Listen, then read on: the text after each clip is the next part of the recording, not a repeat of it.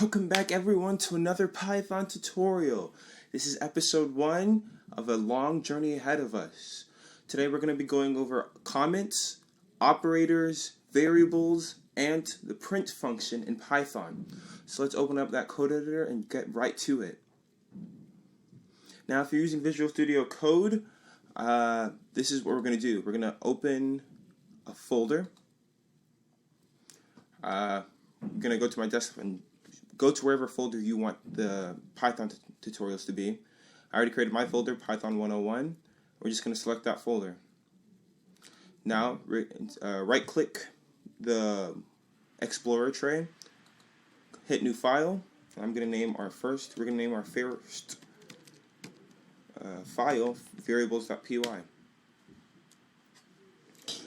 Okay. Well, first thing we're going to go over is comments. Comments are used in all computer programming languages. It's usually used to help guide another person through your code and maybe to keep markers of what you were doing last time when you stopped when you were doing a coding session. So in Python, the way we mark comments is we use the hashtag symbol, and you can type whatever you want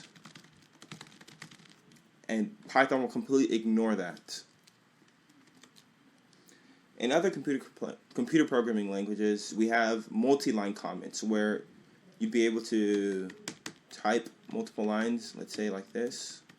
And if you wanted to turn all of those 3 lines into comments, you'd be able to use it with a function. Unfortunately, in Python, there is no multi-line comment function functionality. You could use triple quotes, and that will turn everything into a string, which is a variable we'll get on later on into the video.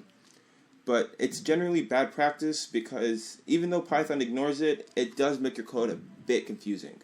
So avoid triple quotes if you can.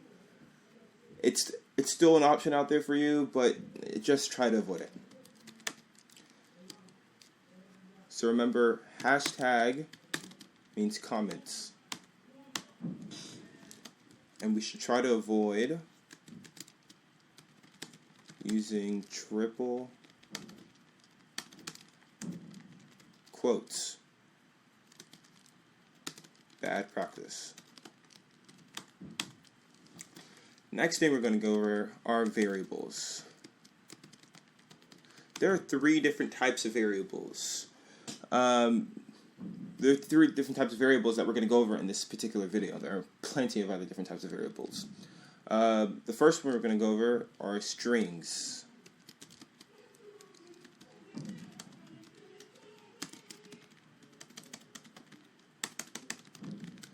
Now, a string is any kind of variable that has text in it.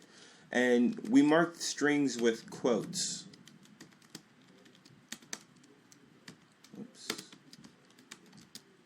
So anything inside these quotes, like a great day to live on Earth, that right there would be a string.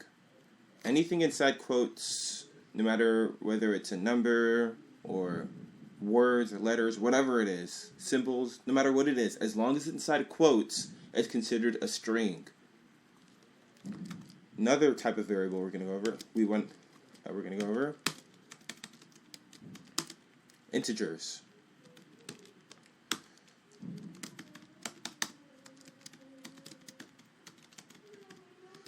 Integers are any numbers without decimal points. So any number like 5, 100, 50, 1,000, those are all integers. And finally, the last one we're going over today are floats. And these are pretty much the same thing as integers. The only difference is that they have decimal points. It's like 3.14 and 2.17 and 3.8904. Those are all floats. When creating a variable in Python, or almost pretty much any computer programming language, there are 3 things you need to do. First, name the variable, of course. Variables can be any name you want them to be, as long as they're not functions or methods already integrated into Python. For example, if. You can't name your variable if because that's a function, a very key function, actually, probably one of my favorite functions in Python, in all computer languages. But yeah, try coming up with a variable name isn't hard, just as long as it's not a Python keyword, then you're good. So we're going to create a variable called var. Next, to assign some value to that variable, you have to use an equal sign, and then type whatever you want for that variable. So if we wanted to make this, actually we're going to change the name to this variable. We're going to call it string.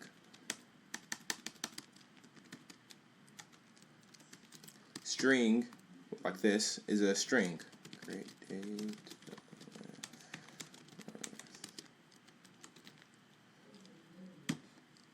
That's a string. Integers. Did I spell integer wrong? No, that's good. Integers would be any number, like 3, 4, 3, 5, 4, 6, 7. And floats, which is a number like 3.4, 546.23, or 3.14. One thing to keep in mind with Python, the casing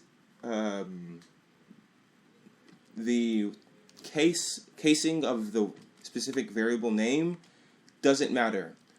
In this particular case, for floats, if I named the variable float, let me use this example.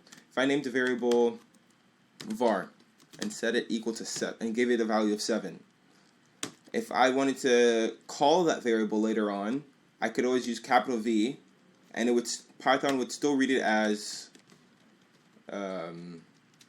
we'll still read it as the previous variable var. This is generally bad practice to change your casing because it does get confusing when you're trying to work back on your code and troubleshoot on what you did wrong. So try to keep the same casing, but just know that if you do forget, if you do see a problem with your code and you see that you found two of the same variables just with different letter casing, no, it probably is there's a problem. There's probably a problem there because Python is seeing those two as the same variable. Okay. Now we're going to go over the print method. Basically, what the print method does is that it gives you an output of what you're seeing, of what's in your code. So let's say I wanted to know what the current value of string was, my variable string.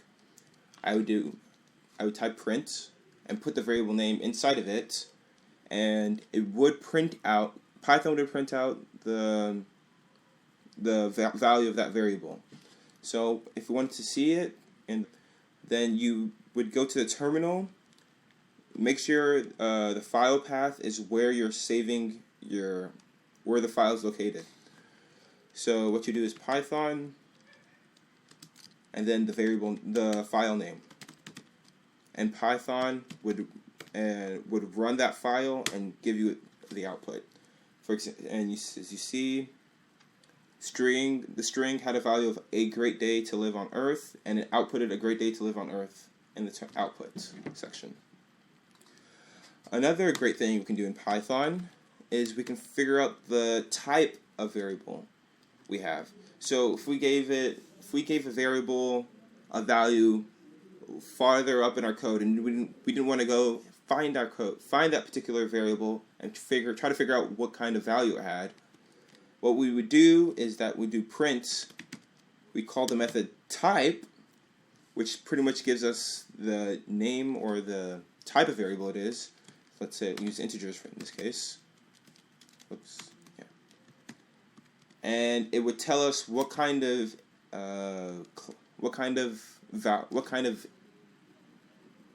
of object integers is. Oops. And it says class int. Int is short for integers. Just know that that's pretty much ubiquitous throughout all programming languages. Instead of writing the word integer every single time, int is the shorter version of it, and that is generally what we call integers. Same thing with floats. It would give us the value of floats. It would give us the object float if we try to find the type of the variable floats.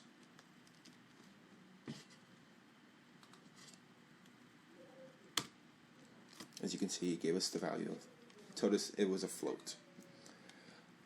Another thing with the print method, you don't necessarily have to print variables. You can also print direct strings like I want to eat now. And Python would just write I want to eat now there. Next thing we're going to go over are operators. But essentially add got the value, had a value of 2 added to its original value, and it outputted 5 in the terminal.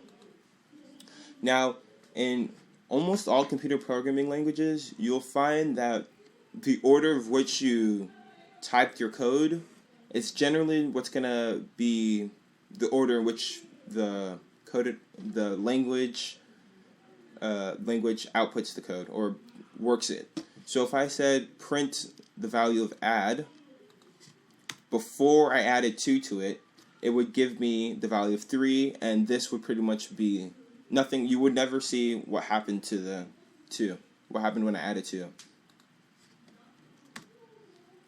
So the order at which you put your code is very essential if you want to see the correct output. Now this particular plus equals shortcut works for the other operators as well. If I wanted to add minus equal to, if I wanted to add times equal to, if I wanted to add divide equal to, oops, they would all give me a value. They would all give me what's it called, the corresponding value when I minus and then assign the value back to it.